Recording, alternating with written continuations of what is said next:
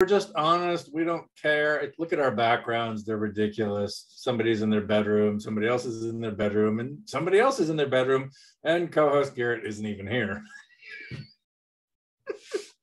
But what I thought about is that I love cats and hate dogs. And Pauly loves dogs and hates cats.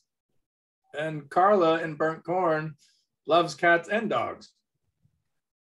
And I think, and Garrett owns 15 cats and dogs too, but he's not here. But I thought, like, that's almost kind of a perfect chemistry of humor, is that we have this perfect love of hate and dogs.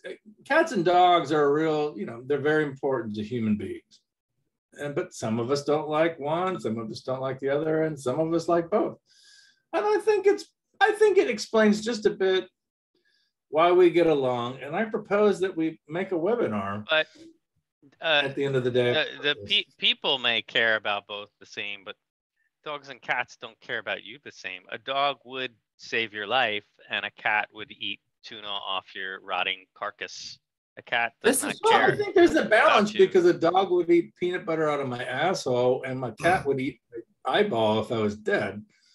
And I think there's a unique symmetry to that.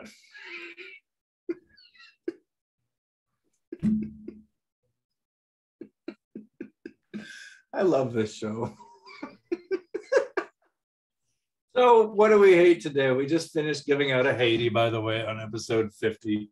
And for those of you who have not tuned into that brilliant episode, we gave it to Carla, whose presence has made this show at least 1.65 times funnier than it could have been without her. I can see that ending up as a book ends at the local KKK. Do you mean Burnt Korn, Alabama? Only if they steal it.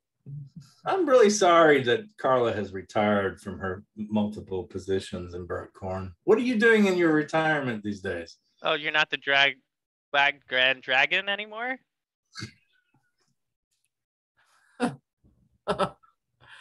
I'm not. Nobody likes to be outed on the internet for wearing whites after Memorial Day, or is it Labor Day? It's after Labor Day, and I promise you I don't do that. They kicked me out because I forgot to bring the Jell-O salad last time. Every single one of us here is a recipient of white pleasure. I mean, not pleasure. Privilege.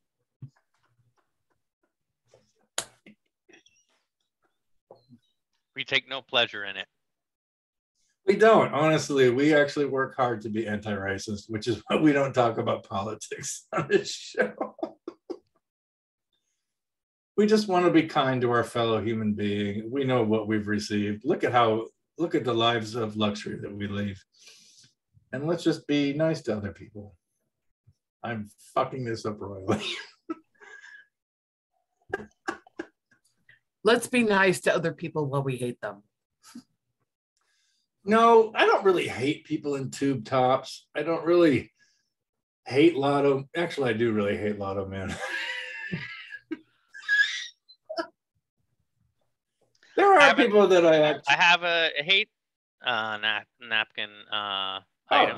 Let's get there. Let's go there. Bam. I just spent like a week de-bloating the spyware and bloatware on a phone I purchased. I am going to put bloatware. I had to learn programming to take 80 programs off of this phone that I don't want or use. Things called anti-spy that was tracking my key movements, everything on this phone. I had to go into the developer tools to remove these programs. I bricked my phone like 8 times, and now I finally have a phone that is mine.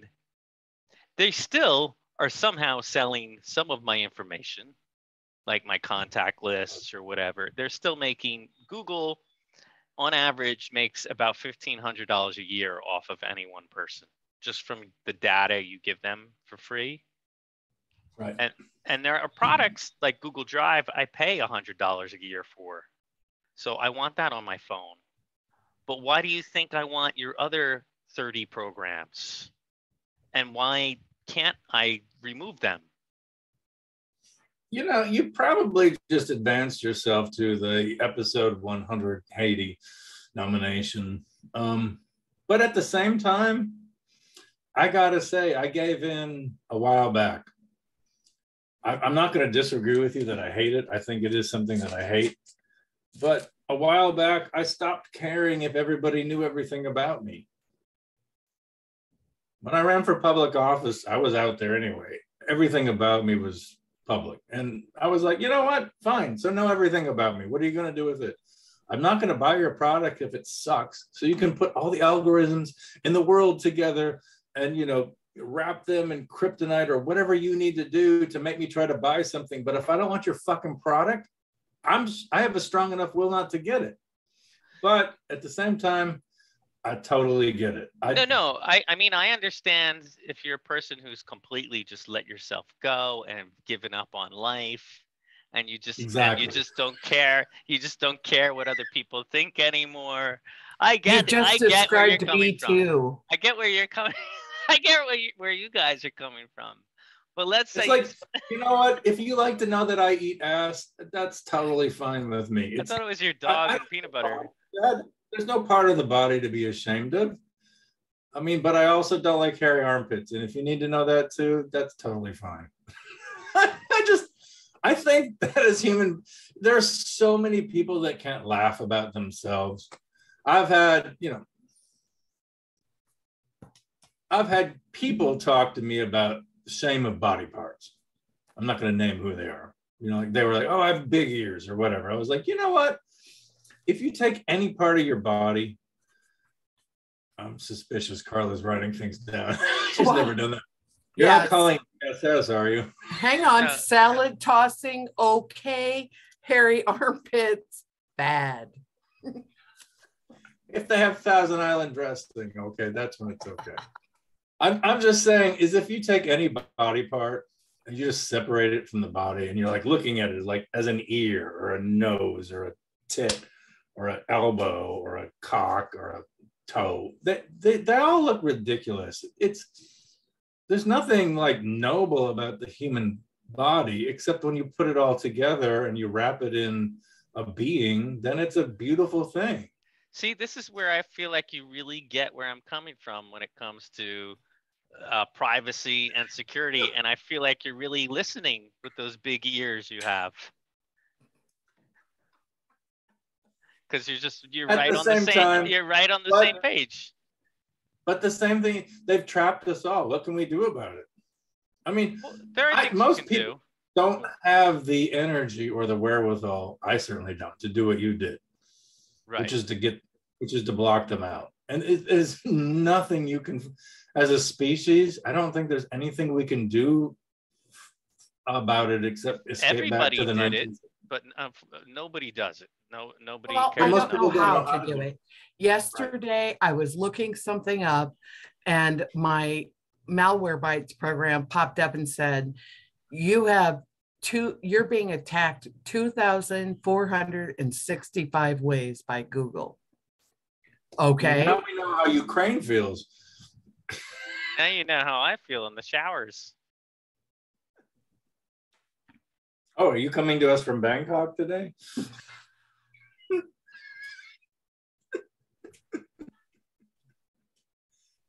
You sound like somebody in Minnesota trying to fish in a lake.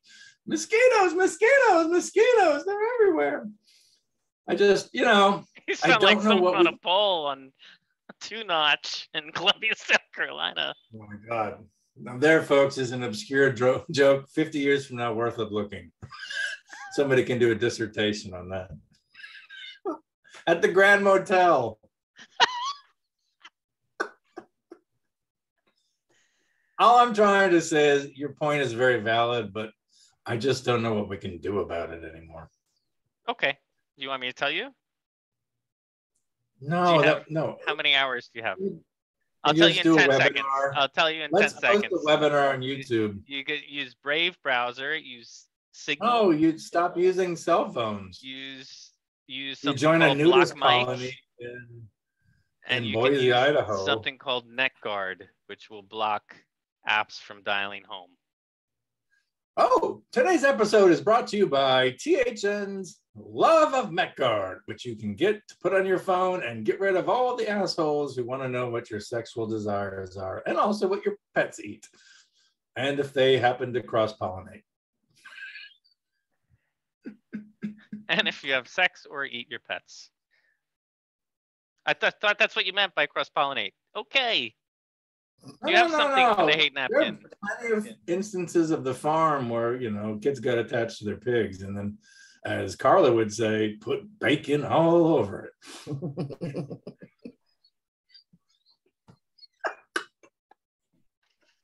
So it's perfectly fine to eat your pets, folks. We don't judge here. Unless it's a dog, which I don't even think you should have dogs I don't even think you should have dogs in the first place. So you'll be happy when we get our new one. Here's what I hate. Did we do this one already? Hang on, I'm not done. There's also called Electronic Foundier, EFF.org. You can go to cover your tracks at EFF.org, and that will test your browser as well. And will help you get more secure. And who doesn't need a little more security in their life? Once again, turn into tech talk. Tech talk. Welcome to season 1, episode 51, a PSA about tech talk with Pauly, our sound engineer, coming to you from somewhere in Southeast Asia that he doesn't want you to know about. Just go to EFF.org. That's a good place to start. No, not bad. All right. Carla, you got anything? Yes. Lazy teenagers who lie. Holy shit, yes. You read my mind. I've not had a good week with Cletus. I don't even know if we should say anything more about that other than just saying it. Because I know I'm going to get in trouble. No, I'll just leave it laying there. You don't have to comment. Yeah, I think lazy teenagers who lie is, gosh, we're just in episode 1 beyond our first Hatey, and we already have 2 nominations that I know and a team that need to get together and live in like a KOA campsite for a while. It's an option if they'll be able to afford the fees. Honestly, I was scared to death to lie as a kid. Me too. And again, this is probably the whole Catholic guilt thing bringing us all together. I don't know about you, Pauly. You had lots of brothers. Maybe it was fine to just grow up laughing and. Did you get? I don't recall really lying other than a couple times pretending to have a stomach ache so I could stay home from school and watch Price is Right. I was terrified. I knew I'd be beaten to death if I got caught in a lie. Yep, us too. And so, yeah, somebody I know got caught in a lie recently. And I tried to come down as a heavy-handed parent. And now you don't think this just comes from the fact that everyone lies now and that people are lying on the television, your leaders that some people vote for are out like that lying has taken over and society around them. So if half of society, I'm not talking about religion, but half of society idolizes someone who's a serial liar, let's say. I'm not going to name names. Let's put it this way. I think half of the globe, because there are lots of people in leadership, whether it's religion, politics, or whatever. Has it always been that way, or do I just notice it now? No, I don't think so. Right. But somewhere out there, I think when we started believing in God, it became okay to lie. So I think God as a myth was good for protecting us. But we don't talk about religion or politics. Now, in my case, I think that when we were growing up, we did not have social media. We had a very small clique of friends that we hung out with. who all grew up in the same small conclave where we all had the same values, old-fashioned kind of parents who weren't afraid to beat our asses and have DFS called on them. And we just learned that it was bad. My father hated, the one thing he hated more than anything was a liar. My dad never had to raise a hand to me. All he had to do was look at me, shake his head and go, I am so disappointed in you. And Yeah, that just it just ripped my soul out.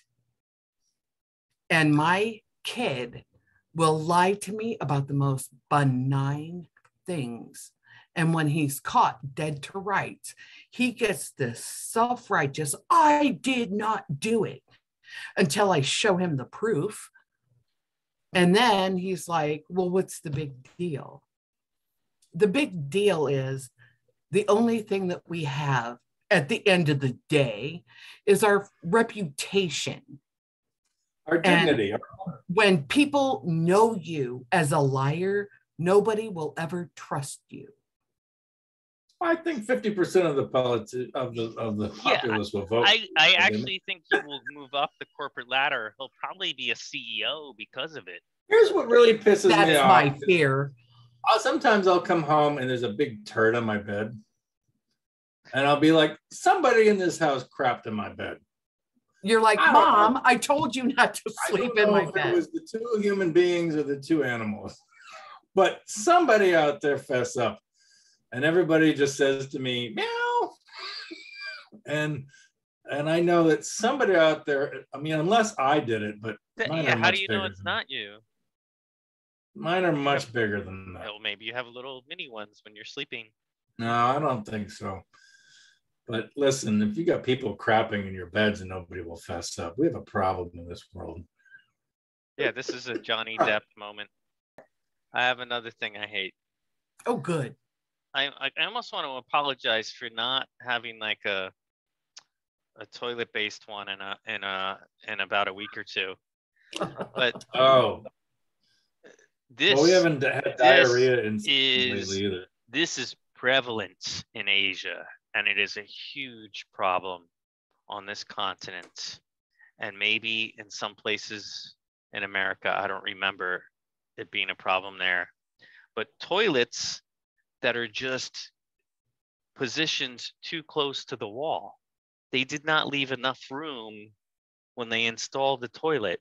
I feel like all of the toilets in these parts are next to the wall. So you can't like spread your legs to relax enough to you have... mean in the front, not the back. No, I mean on the side, like there'll be a wall and then the toilet. So you can't even like spread your legs to relax enough to have a proper dookie. That's just going to bring about hemorrhoids. Not like a Green Day, not the Green Day album. But yeah. if you can't relax your sphincter, I mean, you're going to get hemorrhoids. Okay, but has this happened to you? This wall? Yes. This toilet next to the wall? Yes. This is maddening. Never. Whoever's installing these toilets, there needs to be accountability. Well, I think we need a picture of the orange chair to help people understand just the kind of culture we're talking about. No, it's the last house I rented before I bought this house. They had raised the bathtub up to where you practically needed a step ladder to get into the damn thing. And then they had the toilet this far from the edge of the tub. And then there was a vanity this far from the other side. And I'm like, I spent 3 years in that house having to wedge my ass into that little space. You had me at wedge your ass. Well, how exactly how is a woman supposed to be able to clean herself when she's done if her knees are clapped together like this in a space this wide with an ass this wide? I think that should be in one of those math textbooks in Florida that they've eliminated. Oh no, I'm pretty sure any reference to a woman natural bodily functions is basic spanned. first grade arithmetic. Okay, so I bought this house last year. So wait, were you just dropping a turd? Oh, you were dropping a DeSantis there? DeSantis should actually be a thing. We are not political. Go ahead. No, we're not. I just don't like the name DeSantis. So I have 4 toilets in this house, and I had them all replaced when we bought it last year. And I don't know why, but the contractor put a child's toilet in the basement. It didn't occur to me at first, but it happened until I tried to sit in it. And it's like 6 inches off the ground. So in my situation, if I have to go and I'm like downstairs, you know, if I have to take a number 2, my knees are practically in my face. But it also has some sort of a child flusher where it takes like 15 minutes for the tank to fill up. I'm not sure why. It's just constructed in this way. I've tried to replace, it doesn't matter what I do to this thing. It just takes forever to flush. So be like, you'll hear the sound of a toilet running for like 15 minutes and you're upset. You're like, oh my God, is my toilet overflowing? Wherever you are in the house, because you can hear it. But it's not. It just takes forever to fill back up. But it's like, yeah, I ordered 4 toilets. You put a child's toilet in my basement. And when I asked you about it, you said, no, it's just a regular toilet. And I'm like, get out your tape measure and measure from the floor to the fucking rim of this thing. It's not. I couldn't. Listen, finding a good contractor around here is hard enough. I didn't fight it. There were too many other things to fight. So we have a child's toilet in the basement. Could this have been the 1 ply and they were getting back at you for the 1 ply when they were? Yeah, actually, you know what? If we revisit that old episode, I do put toilet paper in for the contractors in the house when I have work being done. But it was 1 ply toilet paper. And yeah, so they're like, oh, you want to have a good poop experience? We're gonna show you. You know, I'm kind of surprised you even remember that. It was almost a Haiti. Yeah, I think probably they were getting back at me. They're like, he gives us 1 ply, we'll give him child seat. Anyways, it's been interesting taking a shit with my knees and my eyeballs. Well, when I lived in Chicago, I had a basement where there was a toilet like in the middle of the room with no walls. And there was, yes, and I'm not kidding. There was like a 90-year-old woman who lived next door to me, and I happened to comment. No, I happened to. Thank you for not interrupting. I happened to comment on this toilet in the basement, and she explained why. And it was because she knew. She said it was very common back in the day when men worked in like the coal mines and in really dirty jobs. There were these short 3 steps that came down to the basement with a separate entrance, and the men would come home from work, and there was a sink down there too, a big wash sink. And she said that's where they would come in and wash up and change their clothes and all that, so that they didn't track all this stuff into the house. So you were renting you were renting the prison bathroom. Apparently. As your studio apartment. But there was an old coal bin in this house with coal chute. With coal shit? Coal chute. You could shit after the shoot. Wait, did you shoot and then shit, or shit and then shoot? I don't know. Right now we're just shooting the shit. You seem so tight, you could poop a diamonds.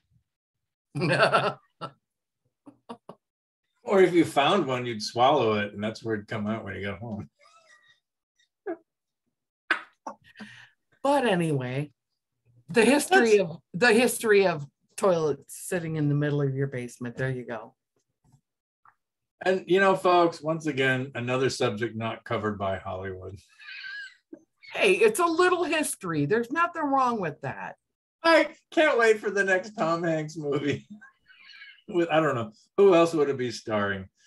Jennifer Lawrence. Tom Hanks and Jennifer Lawrence in The Toilet in the Middle of the Room. You sort of describes this whole hate napkin thing. You thought a day in the coal mines was tough. Wait till you get to the toilet in the middle. Yeah, wait till the end of the day. And you know what? At the end of the day. At the end of the bidet. At the end of the bidet. That's good. Yeah, I mean, I can see a toilet in the middle of the room, but a bidet, that's just gross.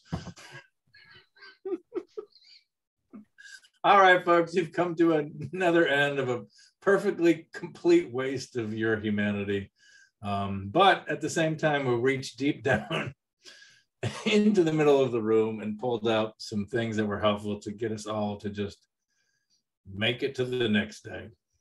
So, in fact, we went into the center of the room through the annals of hate.